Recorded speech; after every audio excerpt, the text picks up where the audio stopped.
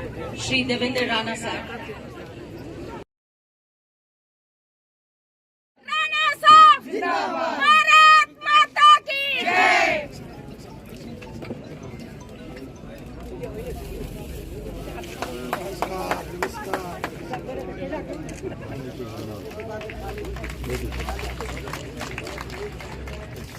भारत माता की भारत माता की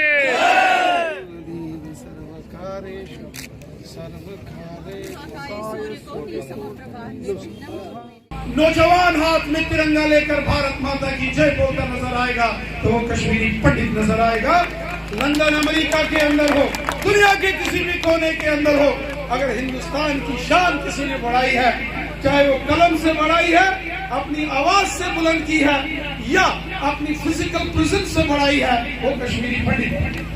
कश्मीरी पंडित भारत माता का वो एक खजाना है जिसका दुनिया के अंदर दूसरा कोई सानी नहीं है, जिसका कोई मुकाबला नहीं हो सकता साथियों। और इसीलिए जो कश्मीर घाटी के अंदर जो बहुत पढ़े लिखे इंटेलेक्चुअल और हुब्बुल वतनी का जज्बा रखने वाले वहां के जो हमारे मुसलमान भाई बहन हैं, वो भी इस चीज को मानते हैं कि जब कश्मीरी पंडितों का कश्मीर घाटी से पलायन हो गया, वो शिक्षा का वो क्वालिटी एजुकेशन, वो तहजीब, वो संस्कार, वो सब खत्म हो गए और वो लोग तड़पते हैं वहां। जो कश्मीरी पंडितों की इतिहास, हिस्ट्री और उनका कंट्रीब्यूशन कश्मीर के अंदर क्या रहा है, जो जानते हैं, वो जो पहचानते हैं, उनके दिलों में भी आज दर्द है साथियों। इसमें कोई दो राय नहीं कि आज जिस तरह कैंपों में, चाहे जम्मू में हो या जम्मू से बाहर हो, कश्मीरी पंडित जिस तरीके से आज रह रहा है, यकीनन एक मायूस कुन है। ये हमें तकलीफ होती, दुख होता है, लेकिन वो हालात ऐसे रहे जिसका जिक्र यहाँ हुआ है और हम भली भांति उन सारे हालात से परिचित हैं। लेकिन एक बात, आज दिल्ली के अंदर जो सरकार है, नरेंद्र मोदी साहब की सरकार है, हम सब जानते हैं ये भारतीय जनता पार्टी और कश्मीरी पंडित ये एक ही हैं, ये अलग नहीं है। हर एक कश्मीरी पंडित का बच्चा बच्चा ये भारतीय जनता पार्टी का सिपाही है। मैं आप सबको नवरे मिलन पे मुबारकबाद पेश करता हूं और मां भगवती से, शिव जी से ये प्रार्थना करता हूं कि ये नया वर्ष जो है कश्मीरी पंडित समाज के लिए एक नया अध्याय हो, एक नया सफ़ा हो, एक नई शुरुआत हो, एक नई सुबह हो और ये वर्ष एक तारीखी वर्ष बने जो तारीख के उन पन्नों को वापस पलट के तारीख को अपनी वापसी लेकर वो मकाम कश्मीरी पंडितों को दिलवाए जो मकाम उनका है, था और हमेशा आगे बना रहेगा। दुनिया की तारीख में एक काला सफ़ा नहीं, एक काली किताब लिखी गई। आज लोग बात करते हैं कि वॉज इट अ जेनोसाइड और नॉट अ जेनोसाइड। आज लोग बात करते हैं कि will you consider this, compare it with Nazi Germany. मेरे ख्याल यहां ऐसे लोग बैठे हैं जिन्होंने दुनिया की तारीख का हर पन्ना पढ़ा है और वो इस बात की तस्दीक करेंगे कि तारीख में कहीं भी ऐसा नहीं हुआ होगा कि एक पूरी की पूरी कम्युनिटी की एथनिक क्लींजिंग उनके ही मुल्क में हो और वो अपने ही मुल्क में अपने घर से विस्थापित होके 32 साल अपने मुल्क में वापस नहीं जा सकते अपने घर में। I think there is no parallel to this in the history of the world. जो लोग आज डिबेट कर रहे हैं, जो लोग आज ये कह रहे हैं कि ये जेनोसाइड था या नहीं था, मैं उनसे ये पूछना चाहता हूं कि आप मुझे एक मिसाल बता दीजिए पूरी दुनिया में जहां अपने ही मुल्क में एक मिनॉरिटी कम्युनिटी के हाथ एक मेजॉरिटी कम्युनिटी अपने ही घर से बेघर की जाती है और खौफ और डर की वजह से बेघर की जाती है और रात के अंधेरे में उनको छुप छुपा के वहां से निकलना पड़ता है ताकि उनकी जान बचे। मैं समझता हूं इसका पैरेलल कोई नहीं है पूरी हिस्ट्री में। यहाँ प्रोफेसर्स बैठे हैं, यहाँ जर्नलिस्ट बैठे हैं, यहाँ हिस्टोरियंस बैठे हैं, there is no parallel to it. तो जो लोग ये इसको कहते हैं कि जेनोसाइड है या नहीं है, मुझे नहीं मालूम जेनोसाइड की क्या हिस्ट्री है, क्या उसका मतलब है, लेकिन इसका भी कोई, इस हॉलोकास्ट का जो कश्मीरी हॉलोकास्ट हुआ, इसका भी कोई पैरेलल नहीं है। और मैं समझता हूँ ये हमारी जमहूरियत के लिए सबसे बड़ा बदनुमा दाग है। 1947 के वारदात और उसके बाद 1990 का वो तारीख का पन्ना जो है वो सबसे बुरा अध्याय हमारे लिए है। 1947 में जो हुआ उसकी भी मिसाल कोई नहीं है और 1990 में जो हुआ वो भी एक बड़ा बदनुमा दाग भारत की तारीख में और भारत की जमहूरियत पे है। 1947 के लिए आप बरतानिया की हुकूमत को जिम्मेवार ठहरा सकते हैं, 1990 की तारीख के लिए आप अपनी अपनी हुकूमत को ही जिम्मेवार ठहराएंगे। अब कोई कहता है मैं तो 2 दिन पहले चला गया था, 4 दिन के बाद ये हुआ। क्या ये ओवरनाइट हुआ? क्या एक रात में ये हुआ? एक रात में ही ये सब बना? ऐसा नहीं है। हालात से सब वाकिफ हैं और जो लोग जिम्मेवार हैं उनको सख्त से सख्त सजा मिलनी चाहिए, उनकी शनाख्त होनी चाहिए। और इस जेनोसाइड के जो लोग जिम्मेवार हैं, अवर्टली कवर्टली जो लोग भी इसमें मुलव्वस हैं, उनको वही सजा होनी चाहिए जो उस शख्स की हो जिसने खून किया हो, जिसने मर्डर किया हो, जिसने जान ली हो। और ये कोई आदमी जिम्मेवारी नहीं ठहरा सकता। कोई ये कहे कि 4 दिन पहले मैं नहीं था, 4 दिन के बाद ये हुआ, मैं समझता हूं वो इस ट्रेजेडी का मजाक उड़ा रहे हैं, इस ट्रेजेडी का खिलवाड़ उठा रहे हैं। वो ज्यादा बड़ा जख्म दे रहे हैं बजाय उन लोगों के जिन्होंने वहां पे इंस्ट्रूमेंटल रहे। आज कल रात को अध्यक्ष जी कश्मीरी पंडित एक पे गोली चली। जैसे ही ये बात की जा रही है कि कश्मीरी पंडितों को वापस लिया जाए, जैसे ही ये कहा जा रहा है कि कश्मीरी पंडितों का डिग्निफाइड रिटर्न होगा और पूरे मुल्क में एक माहौल बन रहा है, एक कंसेंसस इवॉल्व हो रहा है, एक नेशनल कंसेंसस इवॉल्व हो रहा है कि जो विस्थापित हैं उनको वापस जाना है। नेशंस वॉइस ये है कि उनको वापस जाना है, उनको अपनी जगह पे पहुंचना है। जैसे ही आवाज बन रही है वैसे ही एक आदमी पे गोली चला दी। मैं आज इस जगती के मंच से, इस जगती के रिलीफ कैंप के इस मंच से, विस्थापित कैंप के मंच से अपने कश्मीर के मुसलमान भाइयों और दोस्तों से ये कहना चाहता हूं कि वक्त आ गया है, आप खड़े हो जाइए, छुप के बात ना करिए, ये जो रिटर्न इन अ डिग्निफाइड मैनर की बात मत करिए, खड़े हो जाइए, सड़क पे आ जाइए, ज्वाइन द नेशंस वॉइस और एक आवाज में कहिए कि कश्मीरी पंडितों को वापस लाना है और जो ताकतें उनको रोक रही हैं उन ताकतों के सामने बेखौफ खड़े हो जाएं और उनके खिलाफ खड़े हो जाएं। अब वो वक्त नहीं रहा कि रात के अंधेरे में तो पाकिस्तान और दिन के उजाले में हिंदुस्तान, वो नहीं चलेगा।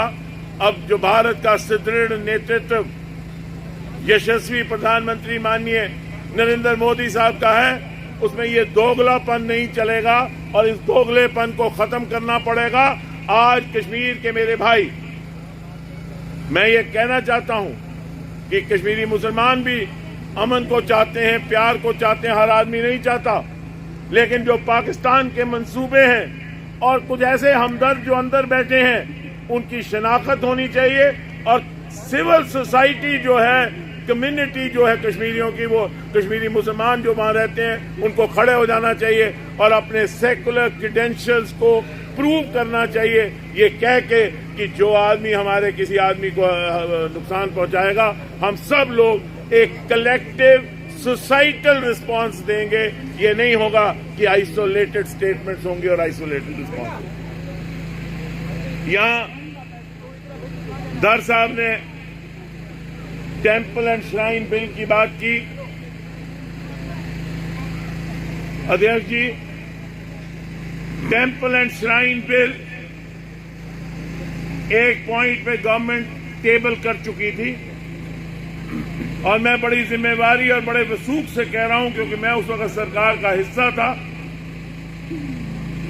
उस वक्त के प्रधानमंत्री जी के कार्यालय से टेलीफोन आया और उस टेलीफोन की तार किसी और जगह से थी और किसी एक आदमी की वजह से टेंपल एंड श्राइन बिल को टेबल होने से पहले विड्रॉ कराया गया, नहीं तो कहा कि हुकूमत गिर जाएगी।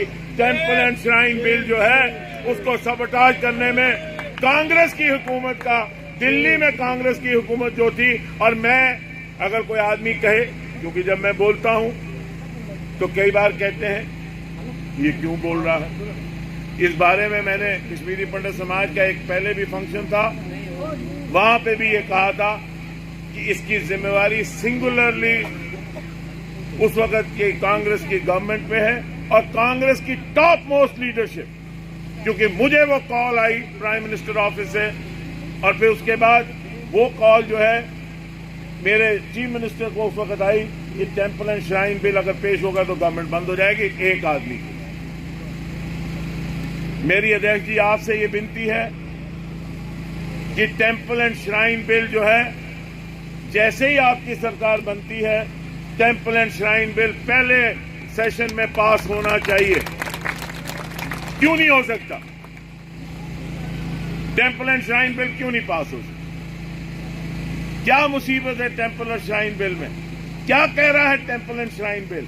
वो सिर्फ ये कहता है कि मेरे मंदिरों को संभालो, इनकी देखरेख करो, इनको एक सिलसिलेवार तरीके से संभालो।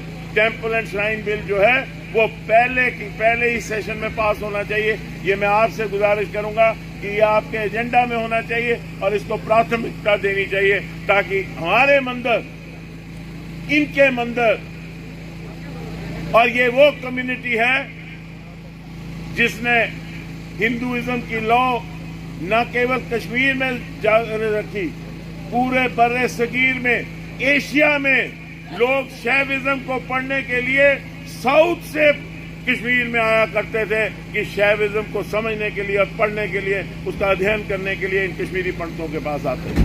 कश्मीर फाइल आई, एक बहुत बड़ा डिबेट शुरू हो, कहने लगे कि ऐसे दिखाना नहीं चाहिए। अगर सदाकत को के कुछ अंश दिखाए गए हैं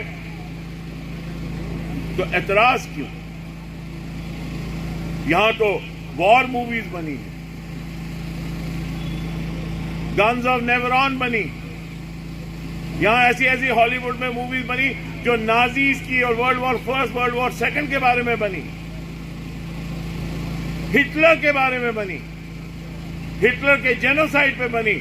अगर कश्मीरी पंडितों के बारे में अनुपम खेर ने एक पिक्चर बना दी और सदाकत बता दी, और जिससे कि रोंगटे खड़े हो गए पूरे हिंदुस्तान के, और एक सोसाइटल वॉइस निकली, नेशंस कॉन्शियस स्टर हो गई। मैं आपको यकीन बताता हूं, कश्मीर फाइल से नेशन की कॉन्शियस स्टर हुई। मैं आपको सही बता रहा हूं, नेशन की कॉन्शियस स्टर नहीं हुई थी।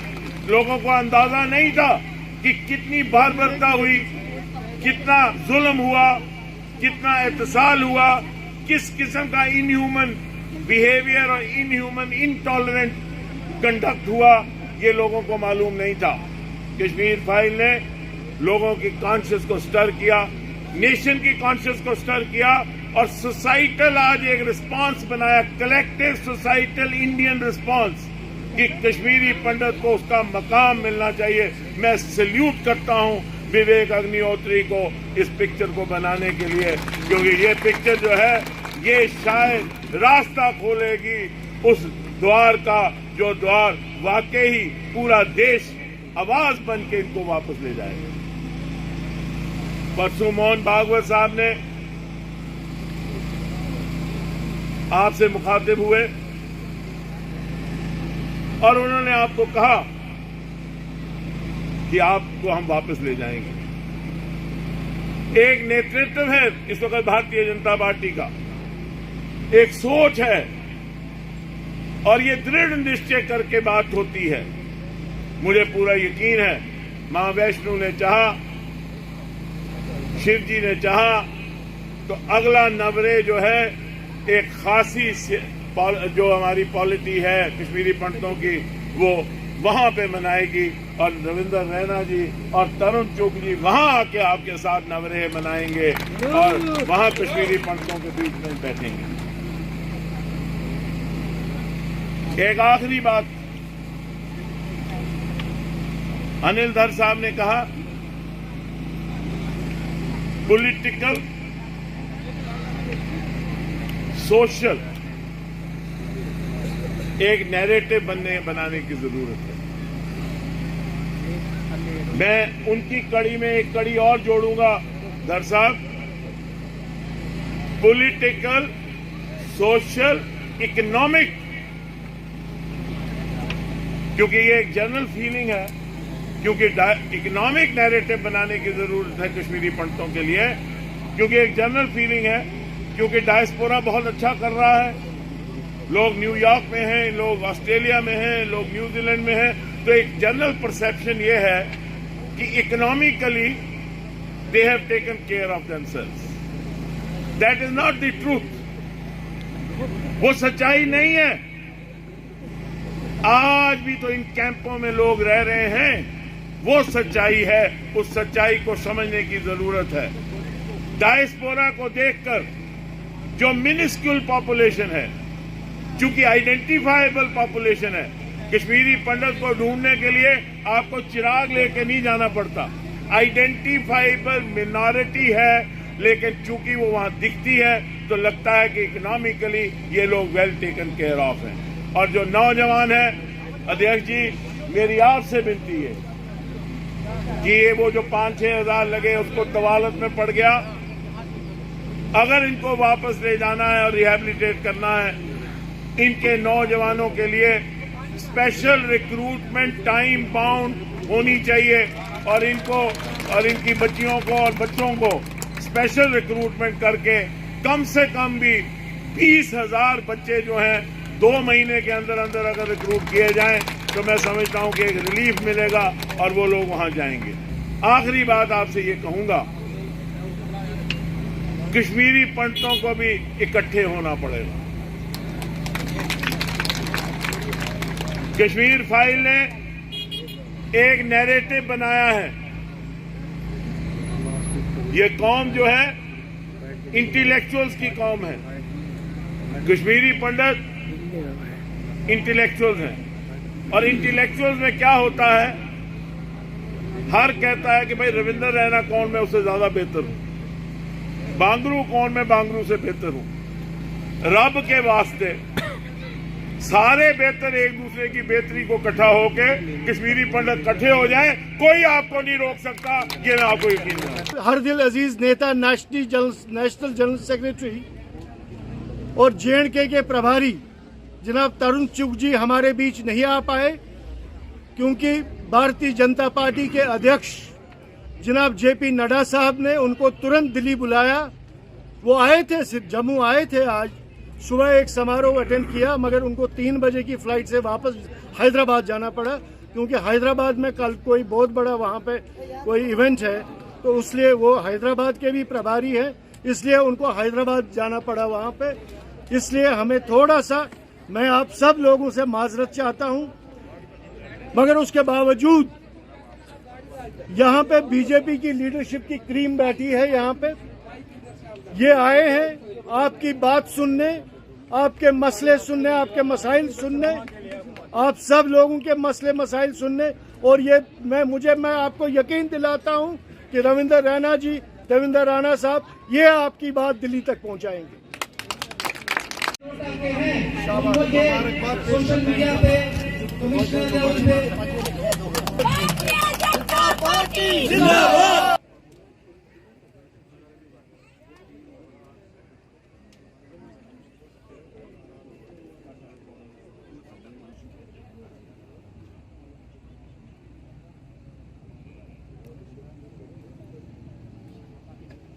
टेक वन अब आपके व्हाट्सएप पर।